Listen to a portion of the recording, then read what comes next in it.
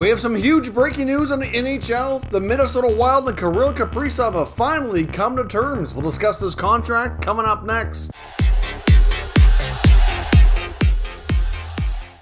So welcome back to another video here at Top Shelf Hockey. As I mentioned, we have some pretty big breaking news here this evening. The stalemate between the Minnesota Wild and Kirill Dollar Bill Kaprizov is over, and he's going to have a lot of dollar bills to play with after this contract finally gets paid out here. I mean, he is going to be under contract for 5 years. He does a 5-year deal at $9 million per year.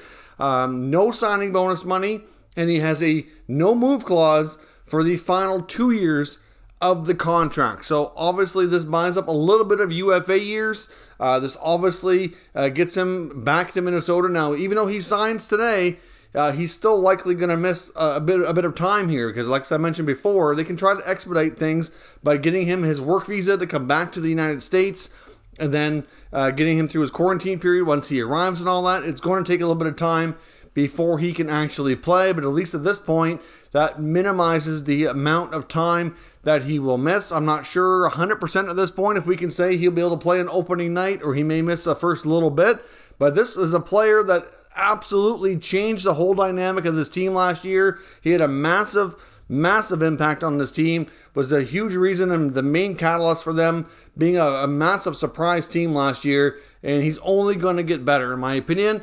He's a very dynamic player, was Rookie of the Year, and this is absolutely huge news. Now, this is not only huge news for the Minnesota Wild. In my opinion, this is also huge news for fans of teams like the Vancouver Canucks and the Ottawa Senators too, because you got Elias Pettersson and Brady Tkachuk, who I am sure were both looking at this guy and listening to all the chatter around what was going on and looking for comparables. Now, Andrei Svechnikov, who also signed a little bit earlier in the offseason, that's also a very fair comparable. But the big thing here is not just the money, but the fact that there's no signing bonus. That is huge because, you know, smaller market teams, especially in Ottawa, are not fond of that because it's really that much more difficult for them to be able to pay out that much cash at one time compared to the, you know, much richer teams like the Leafs and the Rangers, the Habs, etc., right? So obviously that's a big deal, but $9 million on 1 year of NHL play is not necessarily going to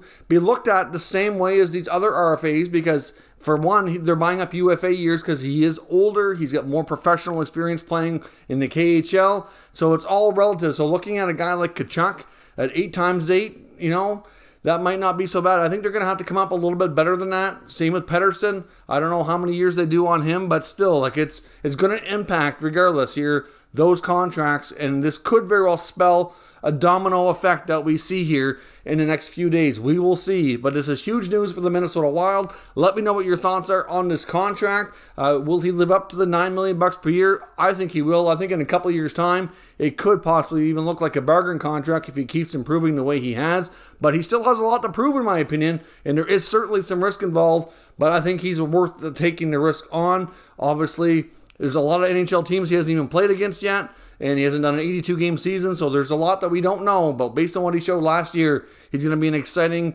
player for this team for at least another 5 seasons. So let me know your thoughts in the comments. We'll discuss further. If you're new to this channel, make sure you subscribe and stick around. We'll keep you up to date with all the latest news, rumors, and analysis on all 32 NHL teams.